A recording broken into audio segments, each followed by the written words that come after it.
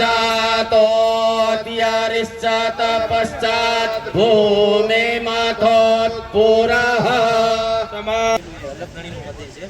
આરતીના ટાઈમમાં એવું કહેવામાં આવે છે કે એક પૂજા કોઈ પણ 2 થી 3 સેકન્ડ 2 વારથી 3 વાર વિરુદ્ધ દિશામાં ફરકે છે અને અલગધણીનો પરચો છે મિત્રો, જે પરબધામમાં એનો પરચો છે મિત્રો અલગધણીનો.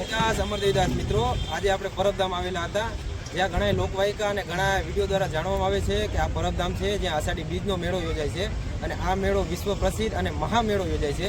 તો હવે આ મેળાના ગણતરીના કલાકો બાકી છે, તો કેવી છે એની તૈયારી અને કેવો છે એનો માહોલ એ જોવા માટે વિડીયોમાં કન્ટિન્યુ બન્યા રહેજો.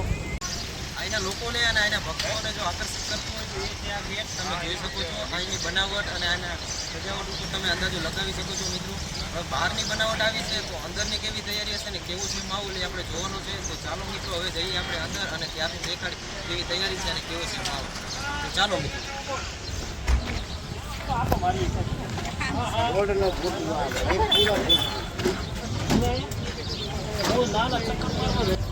ગેટને એન્ટર થતાં એનું ડેકોરેશન તમે જુઓ મિત્રો, ખૂબ જ મસ્ત રીતે અને સુંદર રીતે કરવામાં આવેલું છે. બીજો ગેટ આવેલું છે જે મહંત શ્રી કરસનદાસ બાપુના સ્વાગત માટે એ ગેટ બનાવવામાં આવેલું છે અને એની બનાવટ કરવામાં આવેલી છે. તો કેવું ડેકોરેશન છે જુઓમાં, સારું ડેકોરેશન કરવામાં આવેલું છે અને લોકોને ભાવુક કરે એવું ડેકોરેશન આવ્યું છે. આજે કરસનદાસ બાપુ જે અષાઢી બીજના દિવસે અહીંથી સ્વાગત કરશે અને અહીંથી બાપુનું સ્વાગત કરવામાં આવશે. તમે જુઓ આમાં કેવું મસ્ત રીતે ડેકોરેશન કરવામાં આવેલું છે. જુઓ અહીંયા અષાઢી બીજના દિવસે લાખોની સંખ્યા આવે છે, લાખો ભક્તો આવે છે, જેથી આ દર્શન કરવામાં ખૂબ જ મુશ્કેલી પડે છે. જેથી કંઈક આવી ગોઠવણી કરવામાં આવી છે જેથી લોકો બધા અહીંનું દર્શન કરી શકે અને અહીંનો આનંદ મેળવી શકે છે. આ બધું કંઈક કુંડ આવેલું છે જેનું નામ ક્ષીરસાગર કુંડ છે.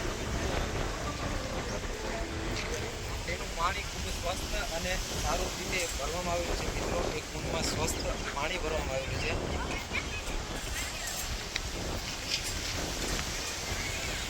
એક મંદિર આપણું જે મેન મંદિર પરબધામમાં આવેલું છે એ ત્યાં મંદિર. હવે આપણે પરબધામ મંદિર બાજુ જઈએ અને ત્યાંનું શું છે તૈયારી અને કેવું છે ત્યાંનું આપણે એમ કહેવાય કે લોકેશન કેવું છે અને ત્યાંની કેવી તૈયારી છે આપણે બધું દેખાડવાનું છે. તો ચાલો જઈએ એ બસ.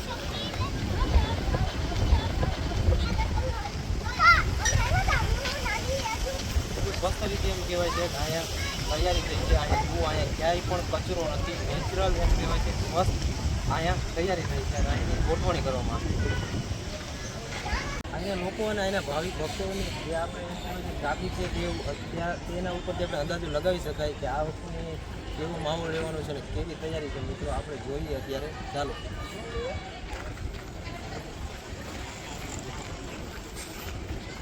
અત્યારે ભાવિક ભક્તો ખૂબ જ આવે છે. અત્યારે દર્શનનો ટાઈમ થઈ ગયો છે, અત્યારે આરતીનો પણ ટાઈમ જ છે.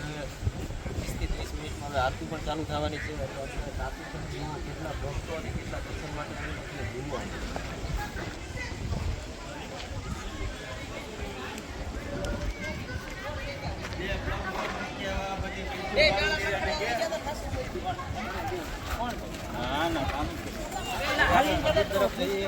ડેકોરેશન છે અને કેવી પબ્લિકની ભીડ છે એ આપણે જોવાની છે. તો આપણે ચાલો હવે જઈએ આપણે મંદિર તરફ.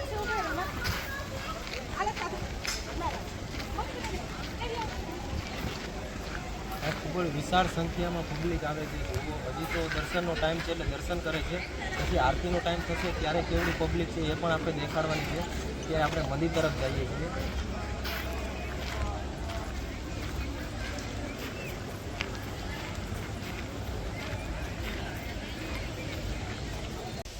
કરશો અત્યારે આરતીનો ટાઈમ થઈ ગયો છે એટલે આગળનો વિડીયો અને શૂટ નહીં કરી શકો છો.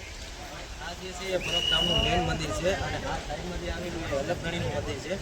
આરતીના ટાઈમમાં એવું કહેવામાં આવે છે કે એક પૂજા કોઈ પણ 2 થી 3 સેકન્ડ 2 વારથી 3 વાર વિરુદ્ધ દિશામાં ફરકે છે અને એ અલગધણીનો પરચો છે મિત્રો, જે પરબધામમાં એનો પરચો છે મિત્રો અલગધણીનો. અત્યારે આરતીનો ટાઈમ થઈ ગયો છે એટલે હવે આપણે આરતીનો લાભ માણીએ અને આરતીનું આપણે શું છે, કેવી પબ્લિક છે અને કેવી ભીડ છે એ આપણે દેખાડવાની છે. તો ચાલો હવે આપણે આરતીનો લાભ માણીએ.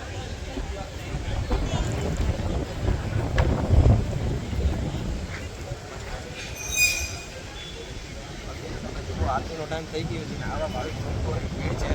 હવે આપણે આરતીનો લાભ લઈએ અને આરતીનું શૂટિંગ થશે તો આપણે તમને દેખાડવાનો પ્રયત્ન કરીશું. કરસનદાસ બાપુ છે જે આરતી ટાઈમે અહીંયા આવે છે અને આ ગાદી છે તેની ઉપર તે બિરાજમાને છે અને અહીંના જે ભાવિક ભક્તો આવે છે તેને દર્શન કરાવે છે અને તેને દર્શનનો લાભ આપે છે. આ છે ગાદી કરસનદાસ બાપુ દર્શનના ટાઈમ આરતીના ટાઈમ ઉપર અહીંયા આવે છે અને ભક્તજનોને દર્શન કરાવે છે.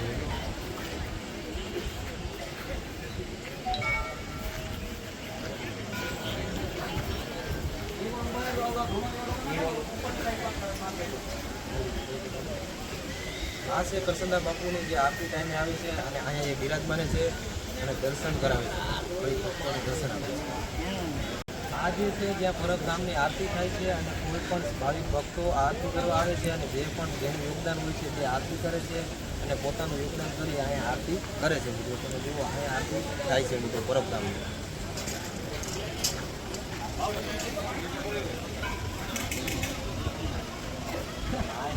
અહીંના ભાવિક ભક્તો ઉપર આપણે અંદાજો લગાવી શકાય છે કે હજી આરતીનો ટાઈમ નથી થયો તો પણ આટલા ભાવિક ભક્તો આવેલા છે. તો આરતીના ટાઈમ ઉપર કેટલા ભક્તો આવશે અને કેવો માહોલ રહેશે. તો ચાલો હવે હું તમને બતાવું કે અહીંયા કેટલા ભાવિક ભક્તો અને દર્શનો કરવા માટે આવે છે. બાપુ દ્વારા જાણવામાં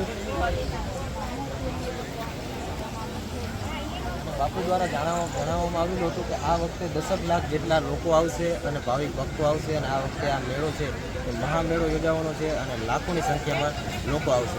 તો હવે આપણે તમને ડાયરેક્ટ કરાવી આરતીના દર્શન.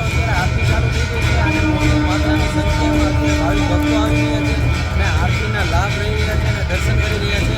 તમે પણ લાઈવ દર્શન કરો અને આરતીનો લાભ લો.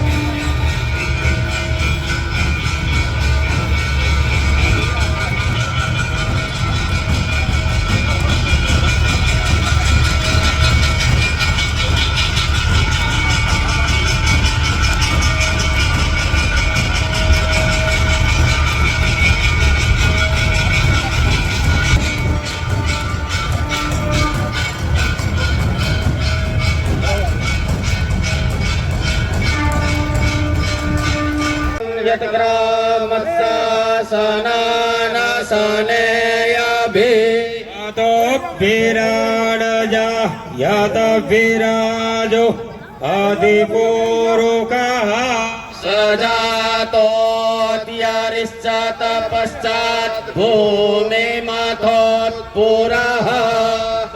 અને આપણને પરમિશન થોડી મળી છે એટલે આપણે બહારથી જેટલું થતું હશે એટલું આપણે તમને દર્શન કરાવવાનો પ્રયત્ન કરીશ. આ બહાર કંઈક ભગવાનની મૂર્તિઓ આવેલી છે અલગ અલગ દેવી દેવતાઓની, તો એ તમને દેખાડીશ અને જેટલું બહારથી થતું હશે એટલું તમને દેખાડવાનો પ્રયત્ન કરીશ.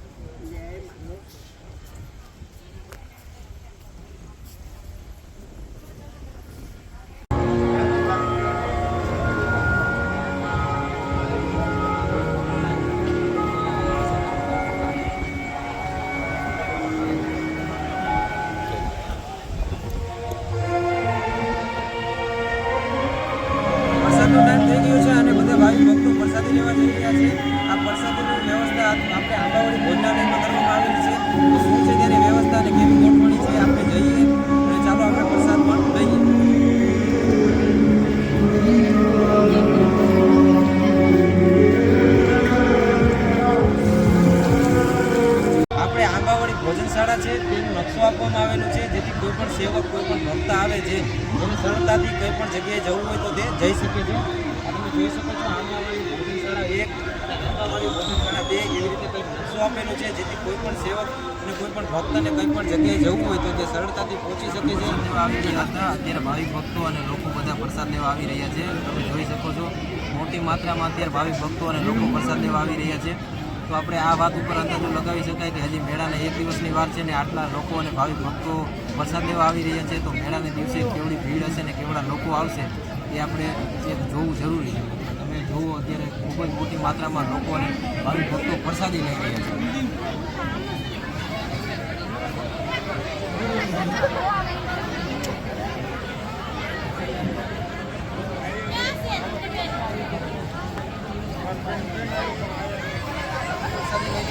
આપણે રાઈટ તરફ જવાનું છે, કૃષિ મેળાનું દેખાડવાનું છે અને સંતવાણીનું જે આયોજન રાખેલું છે જે ભૂમિ તરફ બધું જ દેખાડવાનું છે. એટલે આપણે આ વિડીયો લાંબો ન થાય એટલે આપણે અષાઢી બીજને લઈને 2 ભાગ બનાવેલા છે, 2 ડિવાઇસ કરેલા છે. એટલે આપણે બીજો ભાગ જે છે એ આપણે બંને એક ટાઈમ ઉપર જ અપલોડ થશે અને બીજો ભાગ હશે એ પણ આપણી આઈડીમાં આવી જશે. તો હવે આપણે જઈએ એ તરફ અને આ વિડીયો નેટ આયા કરવાનો છે. તો આપણી આઈડીમાં નવા હોય તો સબસ્ક્રાઈબ કરી નાખ્યો, વિડીયોને લાઈક કરી નાખ્યો અને બને એટલો વિડીયોને શેર કરજો. મળીએ બીજા ભાગમાં. ત્યાર સુધી આટલું. સત વિદાસ અને અમર વિદાસ.